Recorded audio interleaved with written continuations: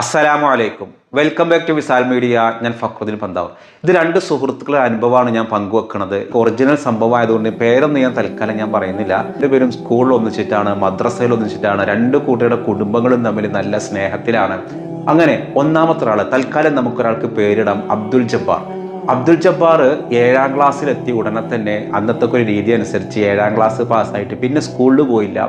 പിന്നെ ഒരു പള്ളിയിൽ കൊണ്ടാക്കി. കാരണം ദാരിദ്ര്യം തന്നെ മെയിൻ പ്രശ്നം. പിന്നെ കുട്ടികൾക്ക് എന്തായാലും ഒരു അറിവ് പഠിക്കുക, ഒരു മതപരമായിട്ട് അറിവുണ്ടാവുക, നല്ലൊരു ഉസ്താദാവുക എന്ന് പറഞ്ഞാൽ അന്നത്തെ കാലത്ത് വീട്ടുകാർക്ക് ഭയങ്കര സപ്പോർട്ടിങ് ആയിരുന്നല്ലോ. ഏതായാലും കൂടെയുള്ള ഒരാൾ അബ്ദുറഹ്മാൻ തൽക്കാലം പേരിടാം. അബ്ദുറഹ്മാന്റെ വീട്ടുകാർ 7ാം ക്ലാസ് പാസ്സായപ്പോൾ വല്യമ്മ അങ്ങനെ പറഞ്ഞു, മറ്റോരെ ദർസിൽ കൊണ്ടാക്കിയ പോലെ ഇവനെ ഒന്ന് കൊണ്ടാക്കിയായിരുന്നില്ല. അപ്പോൾ മൂപ്പരെ വാപ്പ പറഞ്ഞു അതല്ല, ഓൻ അങ്ങനെ കൊണ്ടാക്കണ്ട, ഓൻ 10ാം ക്ലാസ്സൊക്കെ ഒന്ന് പഠിക്കട്ടെ എന്ന് പറഞ്ഞു. അങ്ങനെ 10ാം ക്ലാസ് വരെ പഠിപ്പിച്ചു. ഡിഗ്രി ഒക്കെ കഴിഞ്ഞിട്ട് പിന്നീട് ഗൾഫിലൊക്കെ പോയിട്ട് സ്വഭാവങ്ങളൊക്കെ ഒരുപാട് മാറി, ലഹരിക്ക് അഡിക്റ്റായി. കല്യാണം കഴിച്ചിട്ടും ഇയാളുടെ സ്വഭാവത്തിന് വലിയ മാറ്റമൊന്നുമില്ല. നന്നായിട്ട് കുടിക്കാന്ന് മാത്രമല്ല, നാട്ടിലെ ബാറൊന്നും മൂപ്പർക്ക് പിടിക്കൂല, പുറത്തുള്ള ബാറിലൊക്കെ പോയിട്ട് കുടിക്കാം. അങ്ങനെ പള്ളിയിൽക്കൊന്നും വരില്ല. ആദ്യമൊക്കെ വെള്ളിയാഴ്ച പള്ളിക്ക് വന്നിരുന്നു, പിന്നെ അതും ഇല്ലാതായി. ഇങ്ങനെ ഒരു സ്വഭാവ ദൂഷ്യത്തിന് എന്തൊക്കെ ഉണ്ടോ അതൊക്കെ ഇയാളുടെ കയ്യിലുണ്ട്. മറ്റാള് നാട്ടുകാർക്കൊക്കെ വളരെ ആദരവുള്ള നല്ലൊരു മനുഷ്യൻ. കാരണം ഒരു നാട്ടിലൊരു ഉസ്താദ് ഉണ്ടാവുക എന്ന് പറഞ്ഞാൽ കാണുന്നവർക്കൊന്നും റാഹത്തല്ല. അത് നാട്ടിലെ ഉസ്താദാണ്. നാട്ടുകാരൊക്കെ എഴുതി തള്ളിയ ഈ ഒരു അബ്ദുറഹ്മാൻ ഒരു ദിവസം ഒരു ഗുരുവിനെ കണ്ടുമുട്ടിയപ്പോൾ ഇയാൾക്ക് അങ്ങനെ ഈമാനും ഇസ്ലാമൊന്നും ഇല്ല കേട്ടോ. പേരിൽ ഇങ്ങനെ അബ്ദുറഹ്മാൻ എന്ന് മാത്രമേ ഉള്ളൂ. ആ ഭാര്യ കുറെയൊക്കെ നേരെയാക്കാൻ ശ്രമിച്ചു നോക്കിയിട്ട് നേരാവണില്ല എന്ന് കണ്ടു. കാരണം ഇപ്പോൾ ആള് നല്ല സാമ്പത്തികമായിട്ടൊക്കെ നല്ല മെച്ചമൊക്കെ തന്നെയാണ്, സ്വന്തമായിട്ട് ബിസിനസ് ഉണ്ട്, പക്ഷെ ഉടായ്പ് നല്ലുണ്ട്. അങ്ങനെ മുന്നോട്ട് കൊണ്ടുപോകണേക്കാണ് ഒരു ഗുരുവിനെ കാണുന്നത്. ഗുരുവിനെ കണ്ടതോടെ ഇയാളുടെ സ്വഭാവങ്ങൾ മാറി. ഗുരു അദ്ദേഹത്തോട് നല്ല സ്നേഹത്തിൽ സംസാരിക്കാൻ തുടങ്ങിയ പതിയെ ഇയാൾ ലഹരിക്ക് അഡിക്റ്റായ സ്വഭാവമാണ് ആദ്യം നിർത്തിയത്. മദ്യപാനം ഉണ്ടായിരുന്നു, അതേപോലെ തന്നെ വലി ഉണ്ടായിരുന്നു, പിന്നെ കുറച്ച് MDMA പോലെയുള്ള മാരക വസ്തുക്കളൊക്കെ ഉപയോഗിക്കലുണ്ട്. അതൊക്കെ പതിയെ നിർത്തിയിട്ട് ആൾ ഡീസൻ്റ് ആയപ്പോൾ ഇതിൻ്റെ പ്രകടനം എവിടെ കാണാൻ തുടങ്ങി?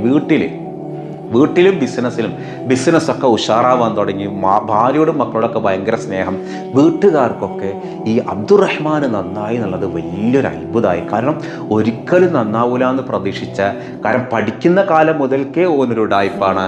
എല്ലാ പെറ്റി കേസിലും അന്ന് തന്നെ പെട്ടിരുന്ന് പിന്നെ ആൾ ഇങ്ങനെയായിട്ട് മാറി. ഇന്നിത് ഒരു ഗുരുവിനെ കണ്ടെത്തിയതോടെ ഇദ്ദേഹത്തിൻ്റെ സ്വഭാവങ്ങളിൽ മാറ്റം. അങ്ങനെയാണ് പള്ളിയിലുള്ളവർക്ക് സംശയം, എന്താ ഇപ്പോൾ മൂപ്പർക്ക് പറ്റിയത്? ആരോ ഒരാളെ കയ്യിൽ കിട്ടിയിട്ടുണ്ട്, ബിസിനസ്സൊക്കെ നന്നാവണം, കുടുംബമൊക്കെ നന്നാവണം. അപ്പോഴാണ് എല്ലാവരും കൂടി കണ്ടെത്തിയത് അതൊരു കള്ളൻ്റെ അടുത്ത് പോയിട്ടതാണ്. മൂപ്പരാൾ ശരിയല്ല. അപ്പോൾ നന്നായപ്പോൾ എല്ലാവർക്കും പ്രശ്നം. ആ പ്രശ്നങ്ങളൊക്കെ ഉണ്ടാക്കി നല്ലൊരു പങ്ക് ആർക്കുണ്ടായിരുന്നു? സുഹൃത്തായ ആ ഒരു ഉസ്താദിനുണ്ടായിരുന്നു. ഉസ്താദ് പറഞ്ഞു, നന്നായി എന്ന് പറഞ്ഞിട്ട് പോയ ആളുണ്ടല്ലോ, മൂപ്പരെടുത്തുള്ളത് ജിന്നാണ്, ശൈത്താനാണ്, ആളൊരു കള്ളനാണ്, എന്ത് പറഞ്ഞിട്ടും കാര്യമില്ല. മൂപ്പര് പറഞ്ഞത് അതൊരു കള്ളനാണ്, വ്യാജനാണ്, നീ അവിടെ പോണ ശരിയല്ല. പിന്നെ ഇദ്ദേഹത്തിൻ്റെ ലൈഫിൽ ഒരുപാട് അപകടങ്ങൾ ഉണ്ടായി. അതായത് ഇദ്ദേഹത്തിൻ്റെ ബിസിനസ്സൊക്കെ തകരാൻ തുടങ്ങി. ബിസിനസ്സൊക്കെ തകർന്നപ്പോൾ ഈ ഉസ്താദ് ഓർപ്പിച്ചു, ഇപ്പം കണ്ടില്ലേ, ആദ്യം നിനക്കൊരു ശൈത്താൻ്റെ കഴിവ് കൊണ്ട് കുറേ നല്ലത് നീ ലഹരിയിൽ നിന്നൊക്കെ മാറി, ഇപ്പം നിന്റെ ബിസിനസ് എന്തായി? അതും കഴിഞ്ഞ് മകൾക്ക് അസുഖമായിട്ട് കുറേ ഹോസ്പിറ്റൽ കേസ്. ആകെ ഈ കുട്ടികൾക്ക് അസുഖമായി കഴിഞ്ഞാൽ പിന്നെ സന്തോഷം പോകുമല്ലോ. അങ്ങനെ കാലങ്ങൾ കഴിഞ്ഞു. ഈ മനുഷ്യനെ എല്ലാവരും ഒരു അത്ഭുതത്തോടെ നോക്കണം. കാരണം മൂപ്പര് പണ്ട് നടന്നിരുന്നത് ബാറിലേക്കാണെങ്കിൽ ഇന്ന് തസ്ബീഹ് മാലയിട്ടാണ് നടക്കുന്നത്. ആ മനുഷ്യനോട് ഗുരു ഒരു കാര്യം പറഞ്ഞു കൊടുത്തത്. വന്ന സമയത്ത് ആദ്യത്തെ ഒരാഴ്ച ഗുരു പ്രത്യേകിച്ചൊന്നും പറഞ്ഞു കൊടുത്തില്ല. ഗുരുവിൻ്റെ കൂടെ ഇങ്ങനെ കൊണ്ടുപോകും. ഗുരുവിൻ്റെ കൂടെ കൊണ്ടുപോയിട്ട് ഒരു ദിവസം പറഞ്ഞു, നീ ഒരു കാര്യം ചെയ്യുക, എന്നും രാവിലെ ബിസ്മില്ലാഹിർ റഹ്മാനിർ റഹീം എന്നുള്ളത് ഒരു 100 തവണ ചൊല്ലിയിട്ട് വായോ എന്ന് പറഞ്ഞു. 100 തവണ ചിലപ്പോൾ ആൾക്ക് നിസ്കാരം നോമ്പൊന്നും ഇല്ലട്ടാ. ഈ ബിസ്മി ഇങ്ങോട്ട് 100 തവണ ചൊല്ലി വരാൻ പറഞ്ഞപ്പോൾ ബിസ്മി അല്ലേ, അതൊരു 100 തവണയല്ലേ, അതങ്ങോട്ട് ചെല്ലിയിട്ട് ഇയാൾ എന്നും ഗുരുവിനെ കാണാൻ വരും. ഗുരുവിനെ കാണാൻ വന്നപ്പോൾ പറഞ്ഞു, ആയിക്കോട്ടെ ഉഷാറായി, നീ ഒരു കാര്യം ചെയ്യേ, നമസ്കരിക്കാൻ അറിയോ എന്ന് ചോദിച്ചു. നമസ്കരിക്കാൻ എനിക്കങ്ങനെ നമസ്കാരത്തിൻ്റെ സ്ട്രക്ചർ അറിയാം, പക്ഷെ അത്തഹിയാത്തും ഇതൊക്കെ കാര്യങ്ങളൊക്കെ മറന്നു പോയിട്ടുണ്ട്, അതൊക്കെ നമുക്ക് ശരിയാക്കാം. ഒരാളെ കൊണ്ട് അതൊക്കെ പഠിപ്പിച്ചിട്ട് നമസ്കാരത്തിൻ്റെ സ്ട്രക്ചറും കാര്യങ്ങളൊക്കെ പഠിപ്പിച്ചു. നീ ഇന്ന് ഒരു വക്തെങ്കിലും നിസ്കരിക്കണം എന്ന് പറഞ്ഞു. ഒരു ദിവസം 1 നിസ്കരിച്ചാൽ മതി. അങ്ങനെ മൂപ്പർക്ക് എളുപ്പം സുബഹി നിസ്കരിക്കാനാണ്. അങ്ങനെ 2 റക്അത്ത് സുബഹി നിസ്കരിക്കണം. എപ്പോഴും നിസ്കരിക്കണം 8 മണിക്കാട്ടാ. അതൊക്കെ ഒന്ന് മാറി രാവിലെ സുബഹിൻ്റെ സമയത്തേക്കാക്കിയപ്പോൾ മൂപ്പർക്കൊരു തോന്നൽ, ഈ സുബഹിക്ക് നീക്കാൻ പറ്റുന്നുണ്ടെങ്കിൽ എന്തുകൊണ്ട് ബാക്കിയുള്ള നേരം? അങ്ങനെ 5 വക്തിലേക്ക് ഈ മനുഷ്യൻ പതിയെ മാറിക്കഴിഞ്ഞപ്പോൾ മൂപ്പര് പറഞ്ഞു, ഒരു കാര്യം ചെയ്യും, നീ 70,000 ലാ ഇലാഹ ഇല്ലല്ലാഹ് ചൊല്ലിയിട്ട് വായോ എന്നാണ്.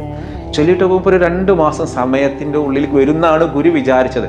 അത്ഭുതം എന്താന്ന് വെച്ചാൽ ഒരു 7 ദിവസത്തിൻ്റെ ഉള്ളിൽ ഈ മനുഷ്യൻ 70,000 തഹ്ലീൽ കംപ്ലീറ്റ് ചെയ്തിട്ട് വരികയാണ്. വേറെ വയലും കാര്യങ്ങളൊന്നും പറഞ്ഞു കൊടുത്തിട്ടില്ല. ഈ ഒരു സാധനം അങ്ങോട്ട് പതുക്കെ ഇങ്ങനെ സ്നേഹത്തിൻ്റെ ഒരു സംഗീതം പോലെ മൂപ്പരണ്ട് കൊണ്ടുവന്നു. പിന്നെ പറഞ്ഞൊരു കാര്യം ചെയ്ത് നീ രാവിലെ ബിസ്മിയുടെ കൂടെ അസ്തഗ്ഫിറുല്ലാഹൽ അദീം ഹുവ തവ്വാബുർ റഹീം എന്നും കൂടി ചൊല്ലി. ബിസ്മി ഒരു 100 തവണ, അസ്തഗ്ഫിറുല്ലാഹൽ അദീം ഹുവ തവ്വാബുർ റഹീം എന്നൊരു 100 തവണ ചൊല്ലിയിട്ട് വാ. അതൊരു പതിവാക്കി മാറ്റാമോ എന്ന് വെച്ചു. വളരെ ഇത് പോരക്കുന്നത്. എന്നാൽ രാവിലെയും ചെയ്യാം, വൈകുന്നേരം ചെയ്യാം. രാവിലെ സുബഹിൻ്റെ ശേഷം മുതൽ അസർ വരെ, അസറിൻ്റെ അവിടുന്ന് നേരത്തെ അടുത്ത സുബഹി വരെ, ഈ 2 നേരം രാവിലെ സുബഹി മുതൽ അസർ വരെ മോൻക്ക് എപ്പോഴാണ് സമയം കിട്ടുന്നത് വെച്ചാൽ ഒരു 100 ബിസ്മില്ലാഹിർ റഹ്മാനിർ റഹീം, ഒരു 100 അസ്തഗ്ഫിറുല്ലാഹൽ അദീം വ തവ്വാബുർ റഹീം. അതേപോലെ അസർ മുതൽ അടുത്ത സുബഹി വരെ സമയത്തിനുള്ളിൽ മൂപ്പര് ഓരോ രാവിലെ കഴിഞ്ഞ ഉടനെ അത് ചെയ്തിട്ടേ വേറെ പരിപാടിയുള്ളൂ. അങ്ങനെ പതുക്കപ്പെടുത്ത് പിന്നെ അസ്തഗ്ഫിറുല്ലാ മാറി, അസ്തഗ്ഫിറുല്ലം കഴിഞ്ഞിട്ട് പിന്നെ ലാ ഇലാഹ ഇല്ലല്ലാഹ് കൊടുത്ത് അങ്ങനെ ദിക്റുകൾ ഇങ്ങനെ പതിവാക്കി, സ്വലാത്തുകളും തഹ്ലീലുകളും ഈ മനുഷ്യൻ ഇങ്ങനെ പതിവാക്കി കൊടുത്തപ്പോൾ ആ മനുഷ്യന്റെ ഉള്ളിൽ പരിവർത്തനങ്ങൾ കുടുംബങ്ങളിൽ കാണാൻ തുടങ്ങി. പിന്നെ മൂപ്പർക്ക് വന്ന കുഞ്ഞിന്റെ അസുഖം, ബിസിനസിന്റെ തകർച്ച, ഇതൊക്കെ അള്ള നൽകുന്ന പരീക്ഷണത്തെ സ്നേഹത്തോടെ ഏൽക്കാൻ, സ്നേഹത്തോടെ എതിരിടാൻ ഈ മനുഷ്യർക്ക് പഠിച്ചു. ആ സമയത്ത് അയാൾക്ക് പടച്ചോനോട് വെറുപ്പില്ല, ഗുരുവിനോട് വെറുപ്പില്ല. ഈ ഒരു സ്നേഹാവസ്ഥയിലേക്ക് ആ മനുഷ്യനെത്തിച്ചു. അപ്പോഴാണ് എന്ത് പറയണത്, അയാൾ കള്ളനാണോ വ്യാജനാണോ എന്നൊന്നും പറഞ്ഞുകൂടാ. പക്ഷേ ഇദ്ദേഹത്തിന്റെ സ്വഭാവത്തിലും അദ്ദേഹത്തിന്റെ ജീവിതത്തിലൊക്കെ ഒരുപാട് മാറ്റങ്ങൾ, ആ മാറ്റങ്ങൾ മക്കളിലൂടെ കാണാൻ തുടങ്ങി. മക്കളൊക്കെ മൂപ്പര് ചെയ്യണത് പോലെ ചെയ്യാൻ തുടങ്ങി. ഭാര്യ ആ സ്നേഹം അനുഭവിക്കാൻ തുടങ്ങി.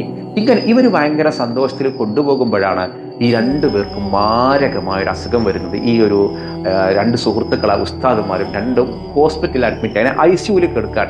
ദിവസം ICUവിൽ കിടക്കുമ്പോൾ ഉസ്താദ് ഒരു സ്വപ്നം കണ്ടു. ആ സ്വപ്നത്തിൽ എന്താണെന്നറിയോ, അസ്റായീൽ ഇങ്ങോട്ട് വരുന്നതാണ് സ്വപ്നം. അസ്റായീൽ വന്നിട്ട് ഈ ഉസ്താദിന്റെ റൂഹ് പിടിക്കാൻ വരികയാണ്. ഉസ്താദ് ആകെ സ്വപ്നമാണ് കേട്ടോ, അത് ഒറിജിനലൊന്നുമല്ല, സ്വപ്നത്തിൽ കാണുകയാണ്. അപ്പൊ അസ്റായീൽ വന്നിട്ട് റൂഹ് പിടിക്കാൻ സമയത്ത് പറഞ്ഞു, ആദ്യം ഒരു സ്വർഗത്തിന്റെ ഫോട്ടോ കാണിച്ചു കൊടുത്തു. അപ്പൊ മൂപ്പര് ഭയങ്കര സന്തോഷമായി, സ്വർഗല്ലേ.